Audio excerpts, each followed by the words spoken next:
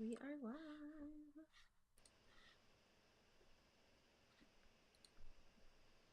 Okay. Alrighty. We are both just over here like working.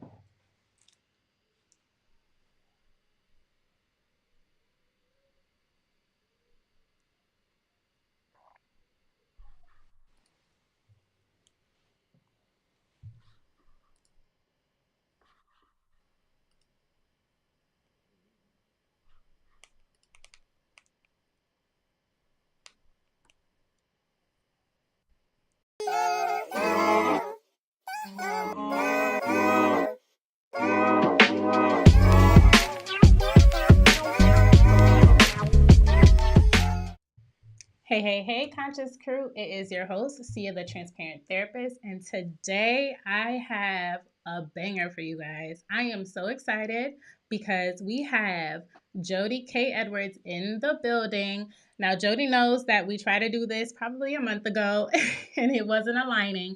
But for you guys who don't know who Jody is, she is a blogger, a model who has turned into this digital entrepreneur. So y'all give it up for Jody. Hi. Hey, go hey. Oh, We I'm are so doing excited for you to be it. here. Thank you for having me. Excited Yes, we could reschedule. of course, of course. So, Jody, why don't you kind of just tell everybody who you are? I know I don't do you justice because you wear many hats, but you are a woman of mogulism. So, tell everyone what's going on with you. Thank you. Hi, everyone. My name is Jody Edwards. I am a brand and business coach, and I focus on helping creatives and CEOs get seen and get paid. But there's a twist. I really want to help CEOs get seen and get paid, not played, never played, paid from a place of authenticity. A lot of times we don't know ourselves, so what we project out into the world isn't really who we are, who we want to be. So what I infuse in a lot of my strategies is NLP, neuro linguistic programming, that just helps us to rewire our brain, unlearn all of the things that we have learned through childhood, through teenage years into adulthood that we still carry, so we can release and let go and actually create the life that we want and not self sabotage our way as we're trying to. 100%. Thank you for that. So, honestly, for you guys who don't know, Jody is my cousin.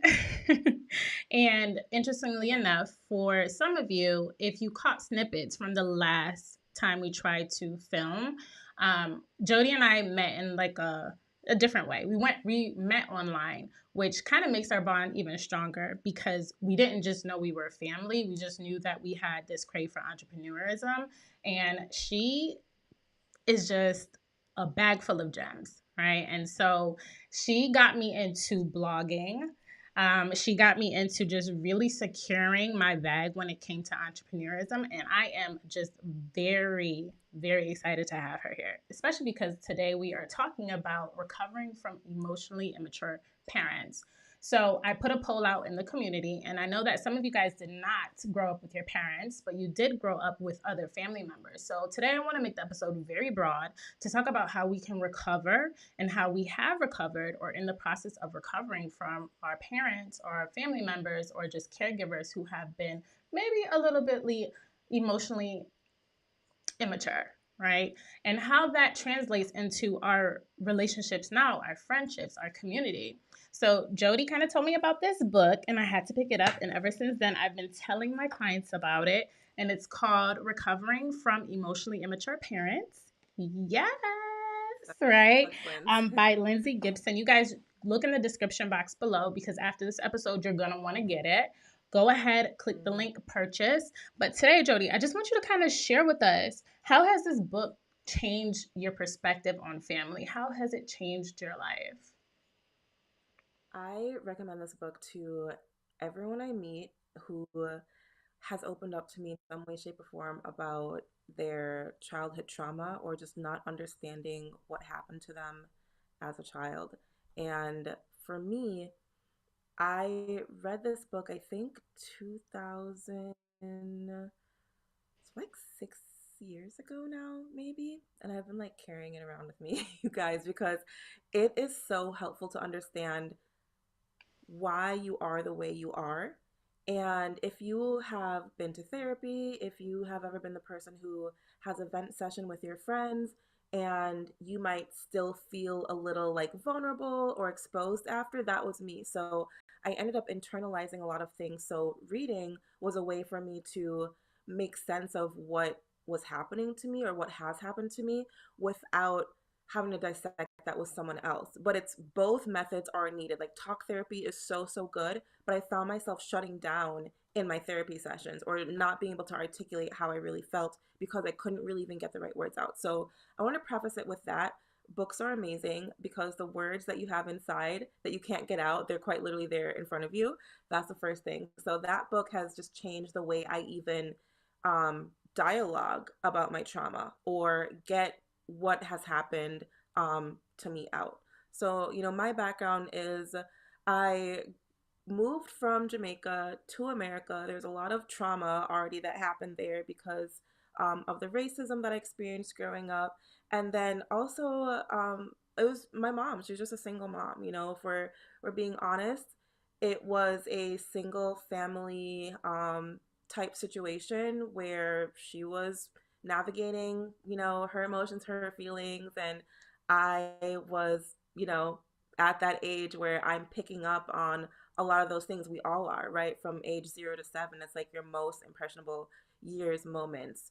And then you're kind of launched into society, right? You start to pick up the behaviors of your friends and the people around you. You spend more time at school probably than you do at home, just the way society is set up.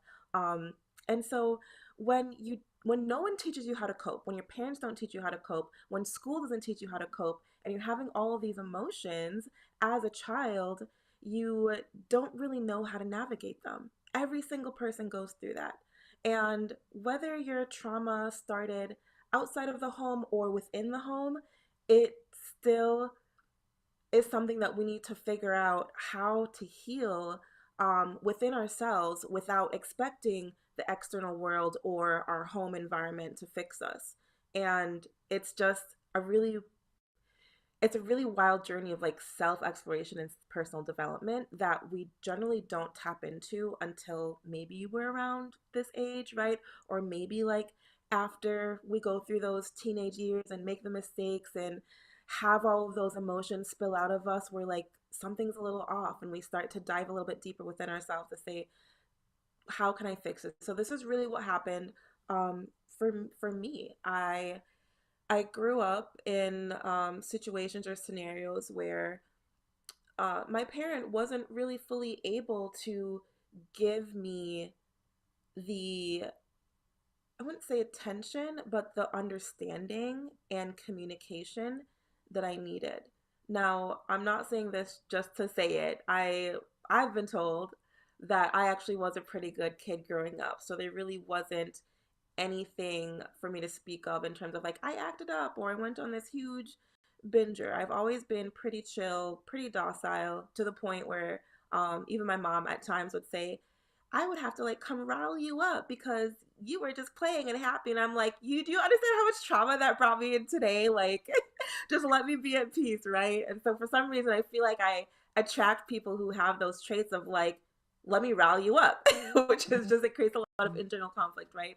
So that's one example where I'm like, wow, I accidentally created the very thing that I actually perpetuated my own trauma, right? Because in not learning how to speak up, in not learning how to navigate those emotions, to even communicate with my parent at that time, I brought that into my friendships and I brought that into my relationships. So this book helps you identify where you have some of your own traumas coming from, and it gives voice to your parents who couldn't give that voice to you to help you understand that, hey, I'm healing, I'm hurting right now. It also gives you maybe some of the apologies that you've been waiting to get that you might never get. And it also makes you realize that no matter what happened to you, it is your responsibility to heal. It is, now that you know better, you can do better, you can think better, you can act better. I agree, right? I think a lot of us kind of go through these phases where we're a child, we just know what our parents teach us, we know what our reality is, right? And then we go into grade school and we have these interactions with other people, and maybe we're realizing like their family dynamics is not quite the same as ours, right? Still, all the while, we are taught to think that it's normal, right? Our bodies has adapted it as normal, right? And then we move into these relationships with other people and realize like, wait, wow, these foundational things that I've learned aren't really transferable into relationships that are supposed to be healthy, right? And honestly, I love the book, right? But I would have to say this is just a generational thing, right? Because our parents are immature, or our family members can be immature because maybe their parents were immature, right? They haven't really understood or learned how to appropriately address a problem, right? How to be a little bit more emotionally intelligent, how to show emotion, even that, right? Proper emotion when there's something big happening to their child, or if there's something, you know, just alarming, right? So I can remember times where I've heard my clients say, like, yeah, I would get hurt, and my parent would say, just suck it up, right? And for a child, it kind of means like, wow, I have to be emotionally independent, right? And when we are emotionally independent, it can also lead into codependency. And we know that codependent relationships do not always work, right? So for you, as you were reading this book, as you were going through life, how did you find, I guess, ways in which to communicate with maybe family members or friends your boundaries, right? Because Lindsay, she preaches boundaries a lot, as do I, Yep. right? Boundary setting, so that when you're in these relationships, you're in these situations, you're with these family members, they know, like, hey, wait, Jody doesn't want that, and I can respect that. Yeah, one thing I really like about this book too is it helps you identify the different types of minds, right? The wise mind is essentially what we're talking about here today, but there's the emotional mind and the reasonable mind. And a lot of us act from the emotional mind. A lot of us react, and we're still reacting. We're reacting to that trigger, right? That trigger that you just mentioned, it's an old reaction that is still being pulled through. So when it comes to, you know, setting boundaries and checking myself, so I can communicate what I need, I had to learn about the wise mind. And unfortunately, it got to a point where I realized something was off because it fully drained me. It was exhausting because I was reacting so much from the emotional mind. It led me to think and ask myself, there's got to be a better way. There has to be a better way. And so no one taught this to me. I taught it to myself, out of necessity, honestly, out of, after getting so low, after getting so depressed, after feeling so unseen, so unheard. It was just me questioning my life, at some of my lowest moments, and not fully understanding what that feeling was, because I had never had a sit down talk to be like, this is what depression looks like. Or, I wasn't even really diagnosed with it until years later. So as I'm navigating these feelings, um, as a teenager, and exactly what you said, like, just suck it up. It's just a teenager phase. You're just a moody teenager, right? There's a lot of damage being done because you're like, part of you is like, no, I feel the way I feel because it's real. Meanwhile, someone else is telling you it's not real. Suck it up. Like, just get over it. And especially in the Black community, we have this toxic mindset, um, that does not support future generations that's stemming from past generations. So much so that when I hear my generation saying those things, I'm like, that's not you. You don't, there's no way you actually believe that. You're just wash, rinsing, and repeating what you've been told. And it's just, I see it so much now. So for me, it really was this self exploration journey of there's got to be a better way, hitting rock bottom, having to quite literally build myself back up with no support system but my own mind, turning my mind into the support system, which meant that I would need a new mind. I would need a new way because the mindset that I had was hurting me. The mindset that I had was so toxic and so out of alignment with what I felt deep down inside. And it made me want to be curious about just like more like polarity, right? So Mhm. as my relationship with God deepened and I learned more about, the laws of attraction and manifestation, really the one that spoke to me was the law of polarity. And more people talk about, I think like the 11th and 12th was one that made me realize that if there's like a equal and opposite, there's an up, a down, a left, a right, a good, a bad, a sad, a happy. And I was at experience all of the lack, the no abundance, the poor mindset, the poverty mindset, the fear, the all of that. I was like, this is not what God intended for me, right? This is not what my life is supposed to look like. There's no way. There's no way. So as I explored that, I was like, there's something completely opposite of what I'm feeling now. And because I didn't have a mentor, I had to become my own mentor. And as I kind of dove deeper into personal development, I found amazing leaders in this space.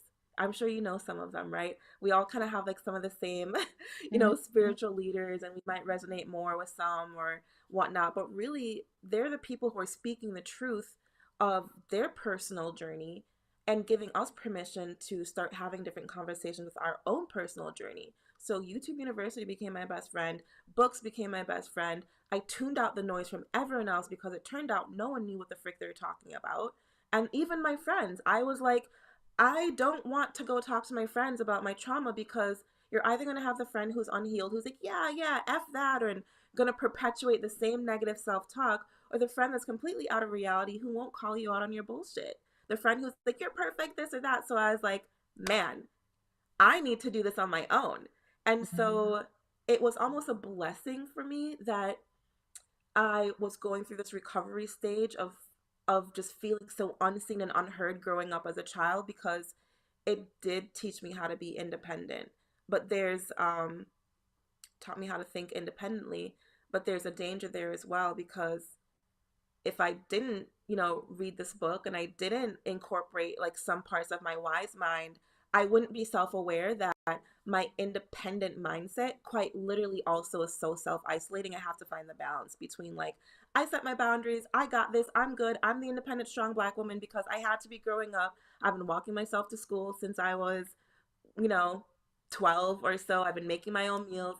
I, have just been super I've always kind of paid my own bills and had my own this or add that because I had to, right? And so because I learned those traits as a young child out of necessity because of where my parents' mental was at and not really being able to support what I needed mentally because, right, we learned that our parents actually have lower EQ and we can either perpetuate that and have the same amount of lower EQ, or we can tap into our wise mind to increase that EQ. So we learn how to communicate what our parents did not communicate. So we learn how to communicate our feelings and we we communicate not from what we're feeling, we communicate for what we're feeling, if that makes Mhm. sense. We become an advocate for the feeling to say I feel this way, not like I feel this way, right? It's like there's complete difference when it comes to perpetuating that trauma because that's what you're taught. If you have a parent that yells at you and you yell back instead of being heard, what happens is you're told you're being disrespectful. So for me, a lot of my quietness a lot of my being reserved, a lot of my, being afraid to speak up back then, completely different person today, a lot of my not wanting to exist on this world anymore, on this planet, a lot of my thoughts that come from what's the point, and Mm-hmm. just it's always been this way, it's always going to be this way.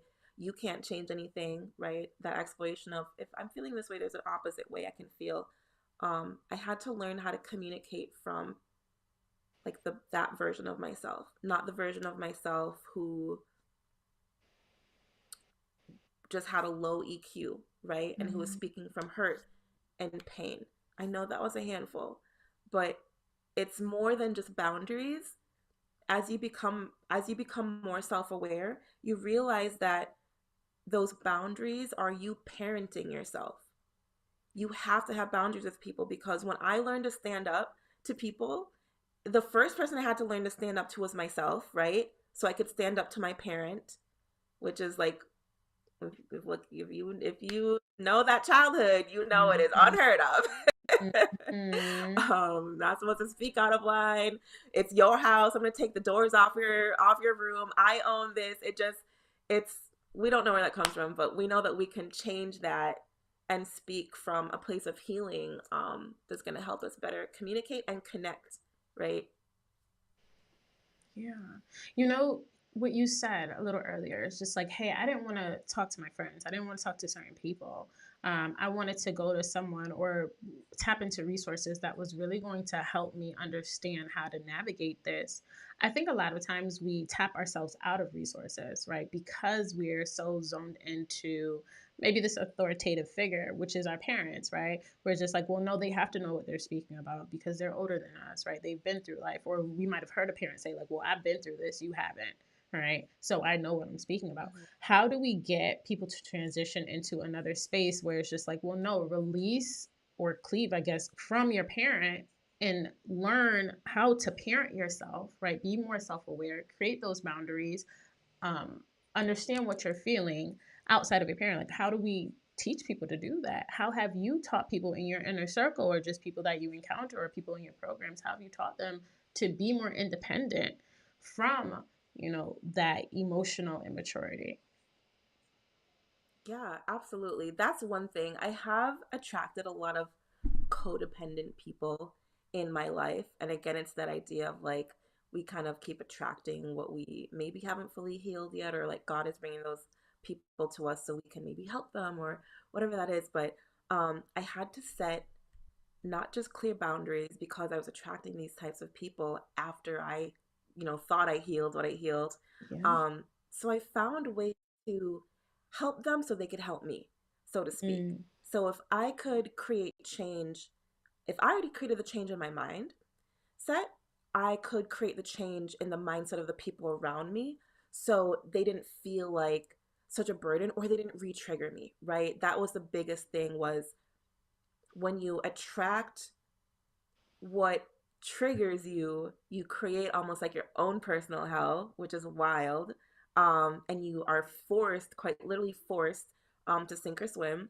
You can either give in to the trigger and revert back to your old ways, or you can continue to be the light and hold the light for others to follow you, which means you're going to have to communicate, you're going to have to share, you're going to have to be patient, you're going to have to take the fleck, you're going to have to get yelled at, you're going to have to be told that you are a terrible friend or that you don't listen or this or that. Meanwhile, you're actually listening super hard, harder than they could ever mm, imagine. You're going to experience that because you have to teach their brain and you have to be there for those people in a way that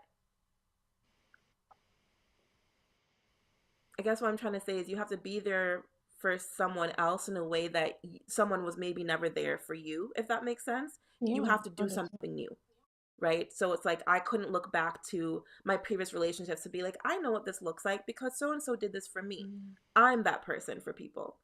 I'm that like first, like, oh wow, I've never had someone listen to me like you, or wow, like I've never had someone so gently, kindly call me out on my BS, like being the catalyst for someone's self awareness. So, to answer your question, that's what I actually teach. I give people the knowledge of how to not only navigate their own emotions. This is behind the scenes of the business coaching and the brand management and the traveling and all of those things. Like when people join me in intimate moments like this, or conversations like this, or even kind of go a little bit deeper into what I really do, everything I do is infused in NLP.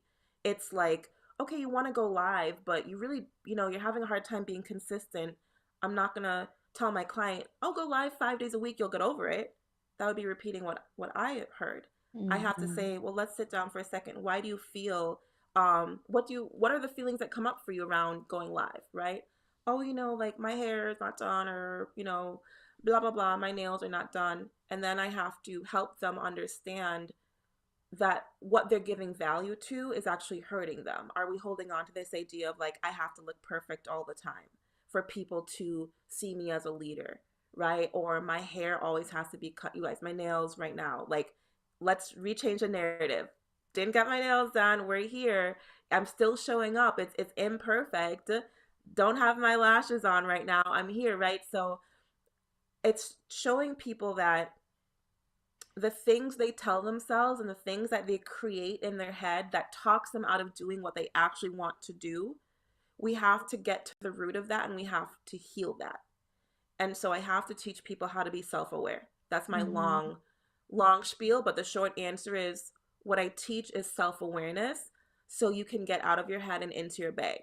It's not just, oh, I'm fixed, I can go live now. It's, you should be so self-aware that the next person you encounter who can't go live, you can help them, not in a toxic way, in a healing way. So I quite literally had to change myself to be the change I wanted to see in the world. I know that sounds corny, but it it really is like, if everyone has that thought process, not only is my internal world beautiful, but the people around me are beautiful, right? Because my Mm-hmm. energy is expensive, right? My energy is expensive I because like I've that. had to cultivate and I've had to weed. I'm not wearing my sweatshirt, but I have another black sweatshirt that says, I'm a luxury like few can afford. Mm-hmm. And I love that sweatshirt. I bought it from my friends. Constant reminder that not just like you are worthy, but the constant reminder that you are quite literally the only person in charge of your own happiness.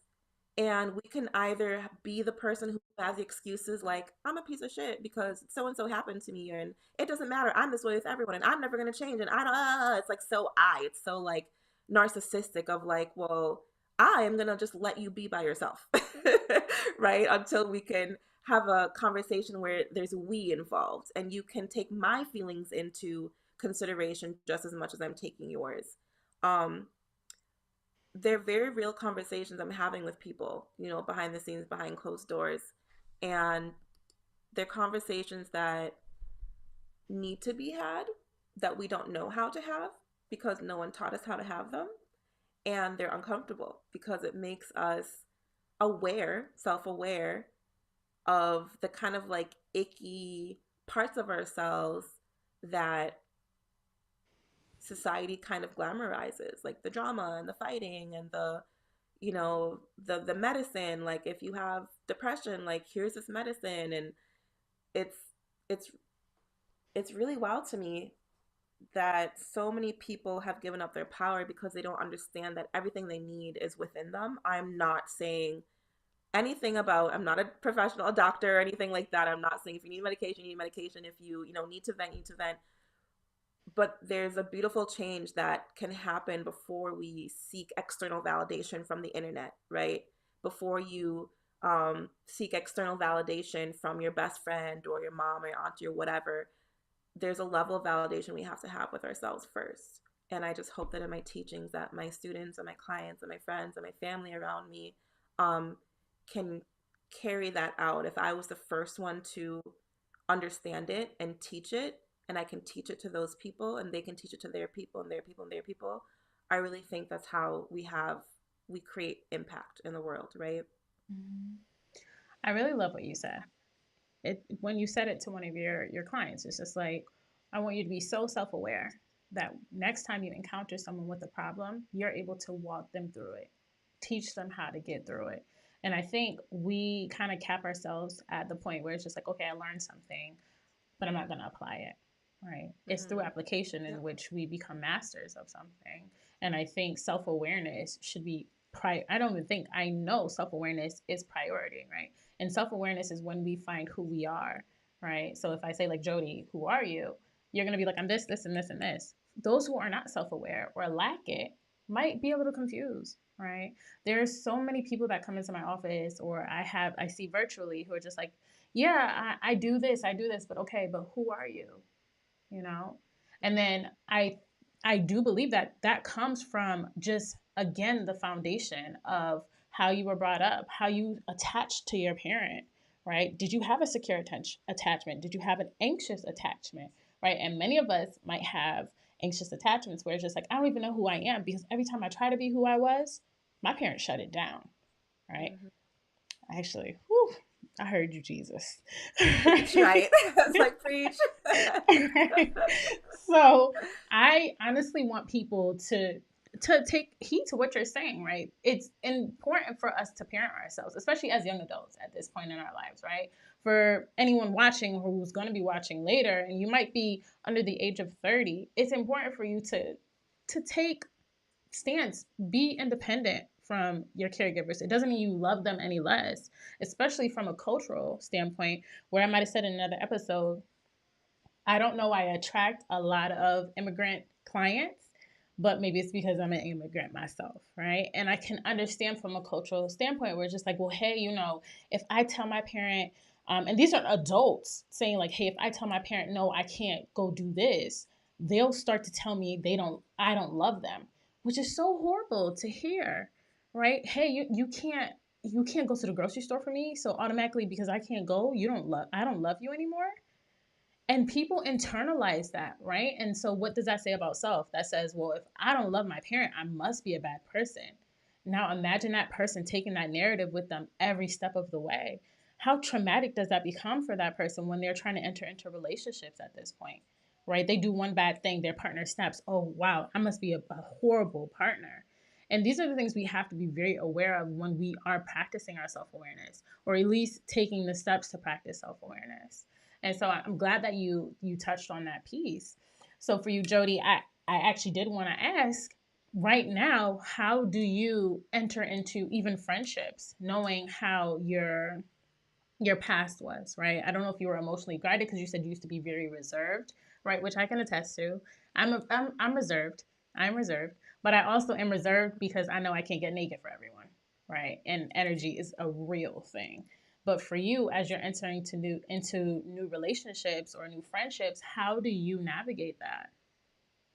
Man, so I have a friend slash client on this live right here, Ashley, and she actually posted this on her social media. And it was that not everyone can, um, you have to be aware of like who you let around you, because not everyone is aware of the spirits that they have attached to them.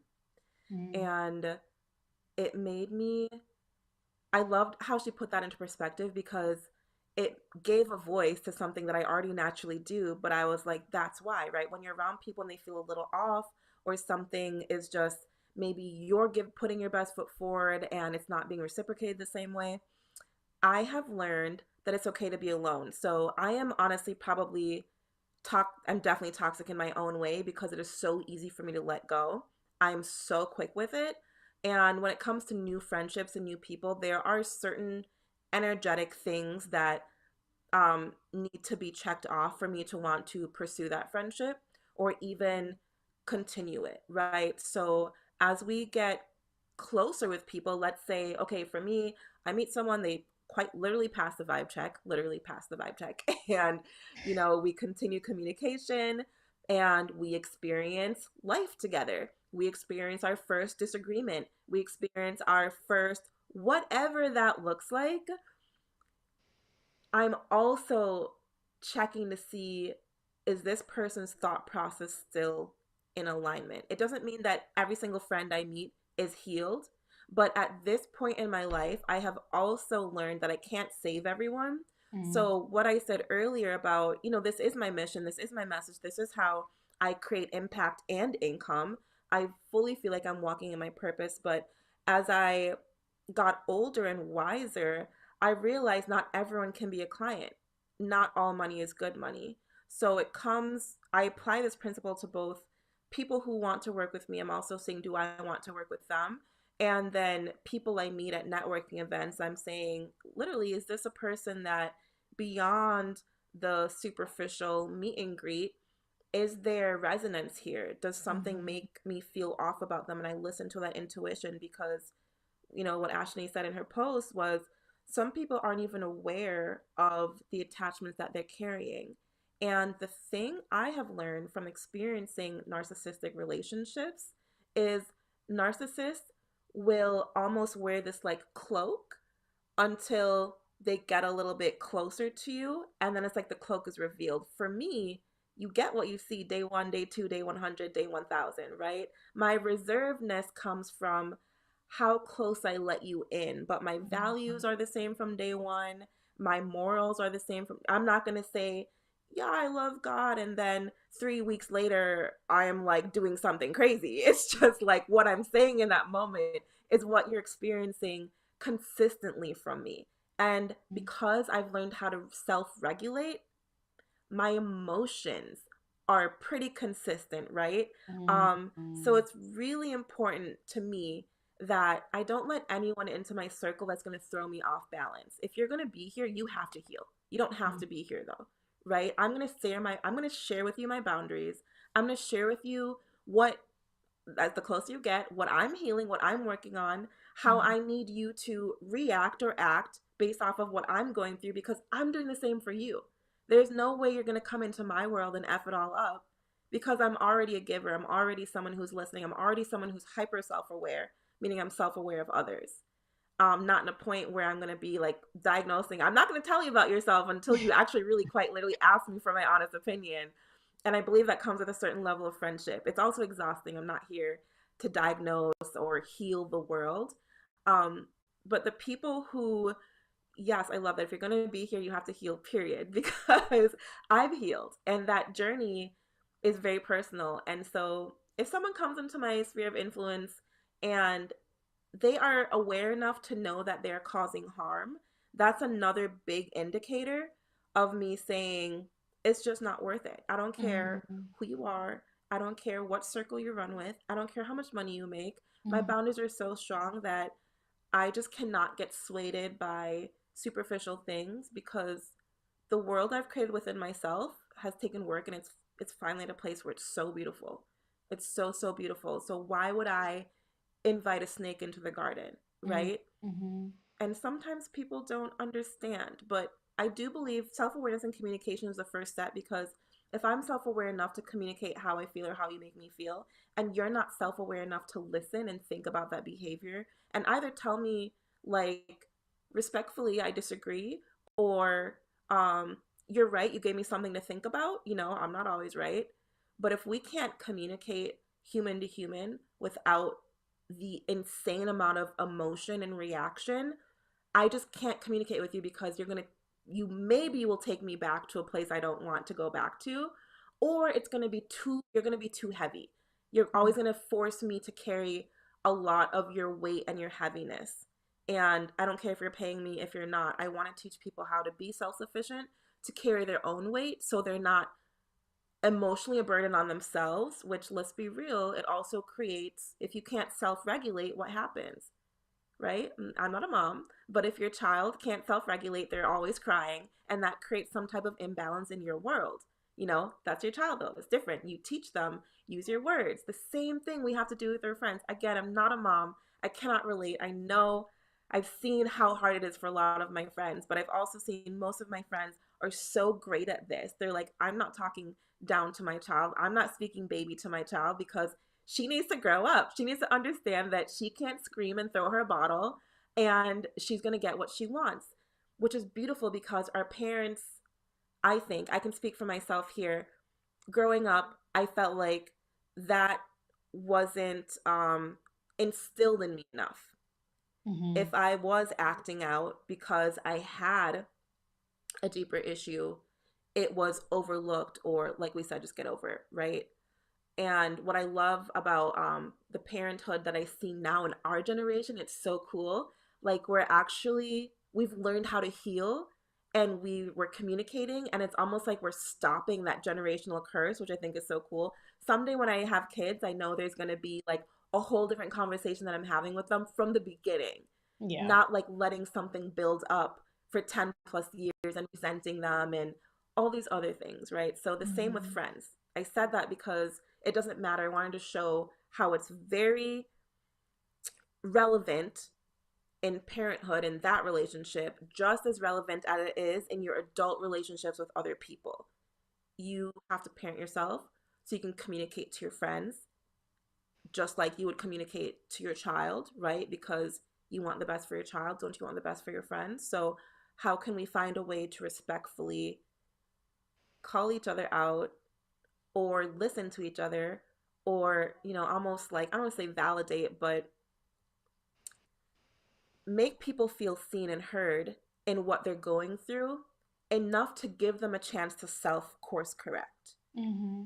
And so if I say, hey, you're really hurting me right now, or I don't really like how we handled this a couple weeks ago, um, that's my responsibility to heal, but it's also the other person's responsibility to heal. So, Mm-hmm. long story short, I'm looking for a certain level of emotional intelligence, EQ, in people, as well as IQ, because your girl will get annoyed if you are just not able to keep up. But that's me and my self awareness. My patience is very low in certain areas, but it's more so I'm looking for the willingness, right? I'm looking for, are you willing to listen?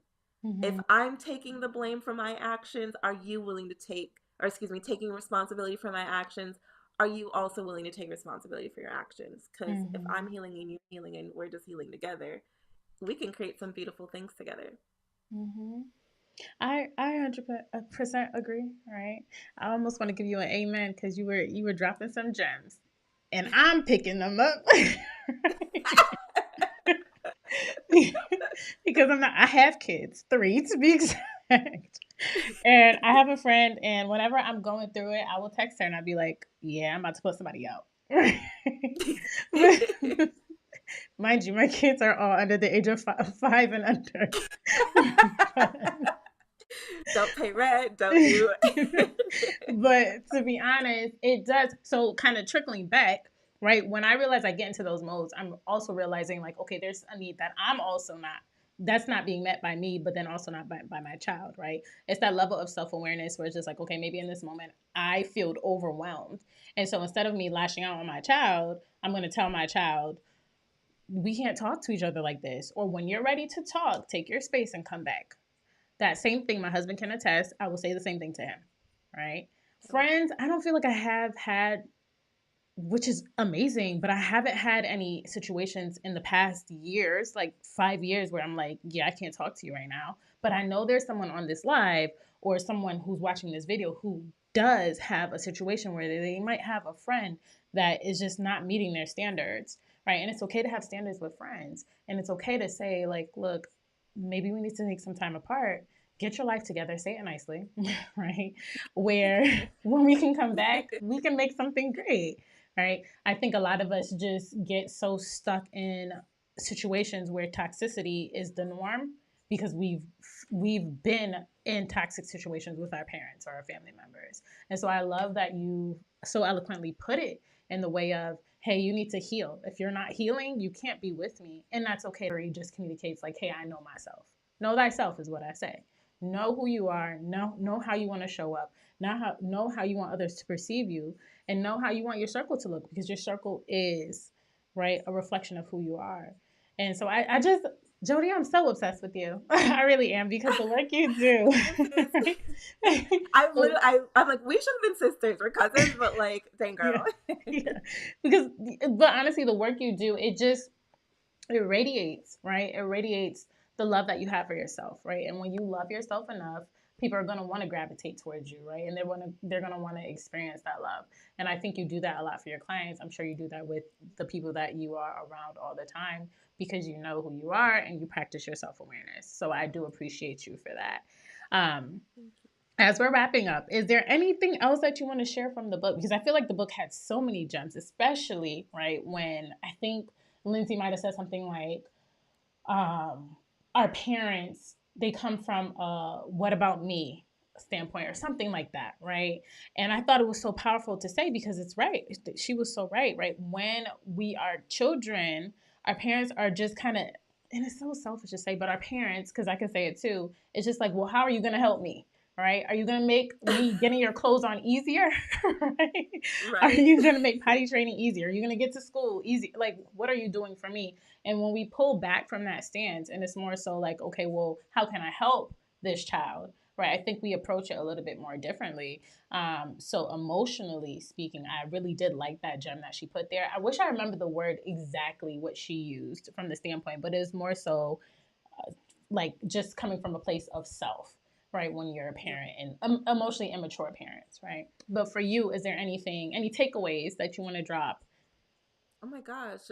I honestly, I have this like little section, dog-eared, and I I don't know if this is gonna hit for anyone, but it's chapter 3, longing for a relationship with your EI parent, why you keep trying. And I'm just gonna read this like first part because we don't want to plagiarize Right. or copyright or whatever. I But love you too. it's like a little Please. audible snippet. Okay. Just a please.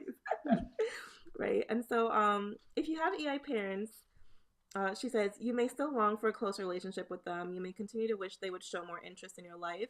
And more than anything, you may still hope that one day they'll love you back in a way that makes you feel seen. Oh, I get emotional here because I'm just like, that loneliness we like perpetuate and create. There's so many more beautiful relationships out there waiting for you. And for someone who is a single girl and can quite literally see how I have pulled my childhood trauma into relationships to Mm, continuously attract narcissists and continuously create relationships where I don't feel seen or heard, it is so wild to me. But it's even wild because even when I became self-aware of that, I was like, you know what? It's not always the relationships I'm attracting. It's just a mirror to say, you've got some more work to do, sis, right? mm, And I can't speak for everyone, but if you look back at your relationships that you have, whether it's like romantic or with friends, there's a little bit, and maybe this is not true for you, but if it is, there's still a little bit of like your past that you're pulling into your present, right? Pulling into your future. And so for me, it's the idea of, why do you attract narcissistic behavior or tendencies and think that's love? And so this part here, longing for a relationship with your EI parent, really made me realize I have this wound of just longing for a relationship, right? So is in the best position possible because I have such strong boundaries. My story is a little bit different from other women who are single and wanting a life partner. It really is like, I'm lonely sometimes. I'm sad about that, but I'm also so happy because I'm healthy. My mindset is healthy. Like, mm, if I go on a date and it doesn't go very well, I'm not thinking about like, what did I do? Like, is it me? Is it me? mm, It's a lot easier for me to say, well, like maybe this, I don't know this person enough to say that I offended them or hurt them, but it's mirrored back of like, well, maybe it's them. And this maybe just wasn't a good time or a good fit, right? And then she also says, perhaps you've dreamed of finding a way to reach them. If only you could discover the right opening and the right skills. You may have hoped that as an adult you could find a way to make them finally be emotionally available.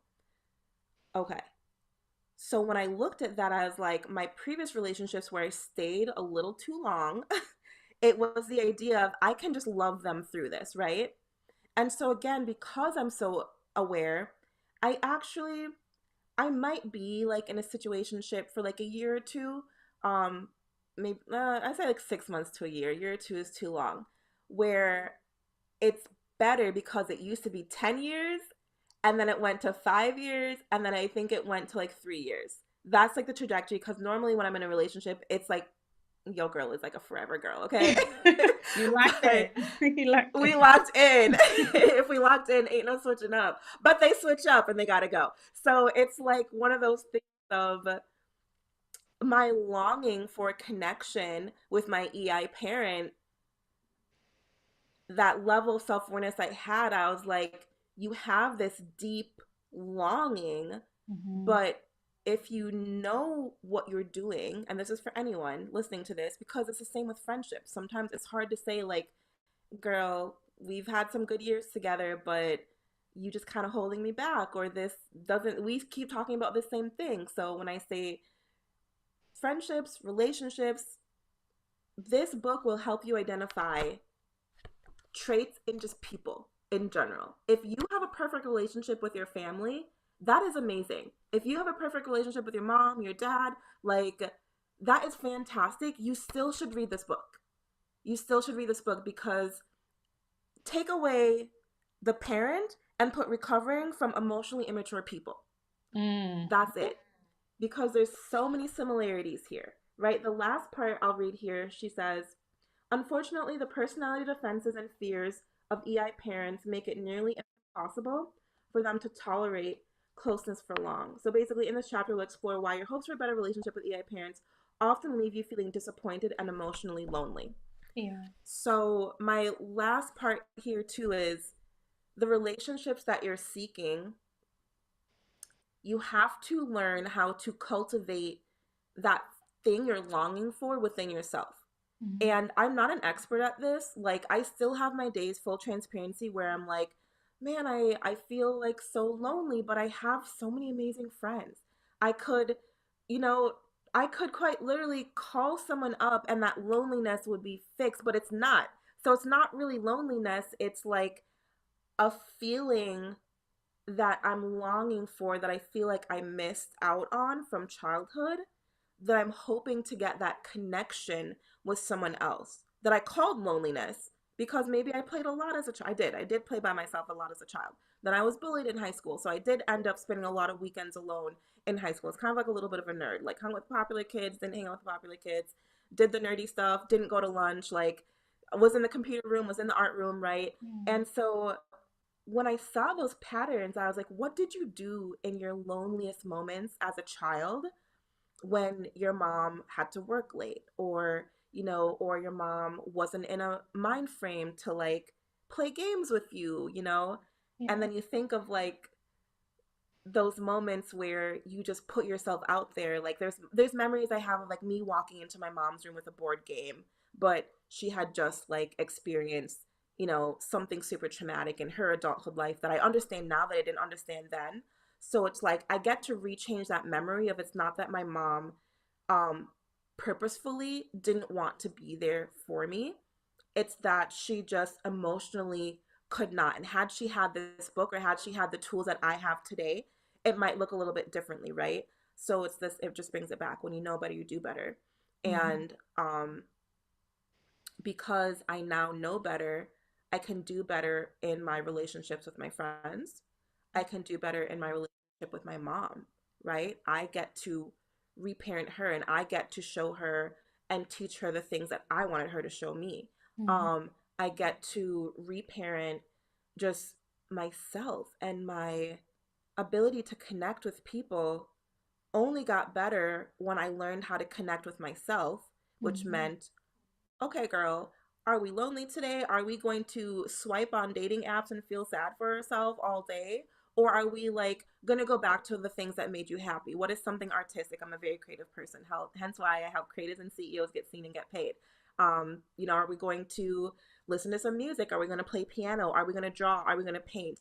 There's like a whole life of creative side. Are we gonna dance, like that people don't see from me online, because that's mine. That's that safe space I've cultivated for myself, where I promised myself I would never feel the need to create content around that thing, because it's a healing tool for me. Like the creative things that I do, it got to be a safe space. Like I'm about to go do like a little dance class though, and Yo Girl is dancing to Rihanna work. So best believe that will be recorded and uploaded to Instagram. However, all the other little moments, like, me in my car, me in my room when I'm doing laundry, like I've created safety as an adult because I've learned to look at the safety I needed that I didn't Mhm. have, if that makes sense. Mhm. So there is quite literally answers in your past. If you look back at your past, you will know why you act the way you act. But you have to have a level of self awareness to be like, oh, I see it. It's kind of ugly, right? I'm repeating my past. Um, Instead of getting offended, like, that's not me. I would never do that. That person did this to me. Like, there's no way. Like, it can be the most wildest, like, things, but you have to have self awareness to say, I hold myself accountable. I'm going to heal this because in being hurt and not healing, like hurt people, I'm actually hurting more people and I'm hurting myself because I'm pushing people away because I'm not able to connect with them because I don't want to connect with myself. So it's scary, it's painful. Get the book, read the book, make connections. It's not just about parents, it's quite literally about people in general and helping you navigate, taking you from me, to a we. Because this really helped me not feel so attacked or Mhm. lonely. It made me understand that the things that happened to me weren't personal, if that makes sense, which helped my healing process to be like, wow, the person with this behavior um, wasn't intentionally doing it. It just turns out that they had a low EQ. And it's unfortunate, but the best thing we can do for ourselves is to forgive the people that hurt us, the forgive the things that have been done to us. And thank you. Yeah, you guys have to buy it. It's so good. Um, and forgive myself, right? I had to forgive myself for even maybe staying in a relationship for too long or maybe believing that thing that that person said. I had to forgive myself because when I think back to some memories, like it's embarrassing. Like, let's talk Mhm. about that, like the ugly feelings that come up with.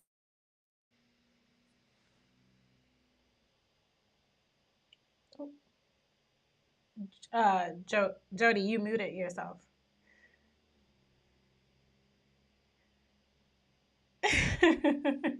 It said you muted yourself.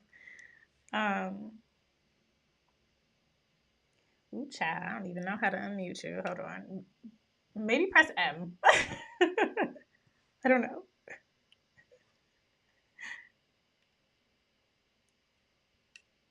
Let me see.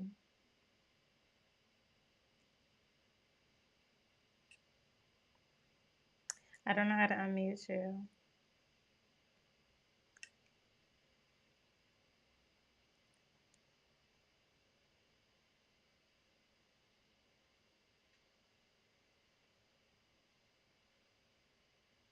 Um, Speak again. Hi. You I was fixed it. just looking at comments. We're Oh, back. I don't. You're back. Oh, okay, cool. Awesome. These comments are so good. I feel like we need a roundtable. I'm over on Instagram right now, and it's like so many people can relate to this. The Mm-hmm. book is definitely the best place to start. Let me tell you. Um, I've told all my therapist friends about it. I told regular people about it. I told my husband that he could read my copy. I just feel like it's such an empowering book. And when you said it's just, we do have to forgive, right? Forgive, but we can still forgive and hold accountable, but we can still grow from, just the book and what it's teaching us as well, especially when we're entering into different relationships. But yeah. So Jody, I preach boundaries. I dropped your IG in the description for anyone that wants to go follow you. But are there anything else that you want to share? If not, that's okay. But if you want to drop any other socials, any upcoming events you might have, let them know where they can find you and how they can register if you have anything, because I know you always got something going on. I always got something. Yes, you guys can find me on pretty much every platform at Jody K. Edwards. I have a couple different things going on, so I bet the best way to just stay up to date is to like check my Instagram stories. I do like a little agenda in there sometimes. And then if you're on my Instagram and you see the CEO Chit Chat broadcast channel, go ahead and join that. We chat all things business, branding, marketing, leadership, healing. And this month we're actually chatting about like life hacks and just how to maximize the most out of our day and get the most out of our lives. So there's some mindset gems in there that I'm also dropping. I would love to have you guys. But yeah, otherwise, my website is www.jodykedwards.com, and you can find out more about me there. Awesome. Thank you so much for coming, sharing your time, because I know you, like I said, you always have something going on. And I think this was just such an impactful conversation. I don't know if you're still on live there, but if you guys want to continue the conversation with Jody, go hit up her Instagram. Um, she's just a wonderful person to be around all times, even if it's virtually. So make sure you guys go give her a follow. Thank you guys so much for tuning into this episode. I love you guys, and I know you guys love me, but some of y'all are still not subscribed. And I'm going to say this every episode. So, y'all watching, but you're not committing. And honestly, to my YouTube channel, because we're doing amazing things over here. We have so many upcoming guests that you do not want to miss. Trust me when I say that. So make sure you give this video a like. If you're watching in the live, thumbs up the video. If you're watching after the live, it's pre-recorded, or I should say after the recording. Make sure you give it a like, share it with someone that you know who is struggling with this topic. Make sure you buy the book, and I will see you guys in the next episode. Thanks for tuning in. Walk good and keep the vibes high, guys.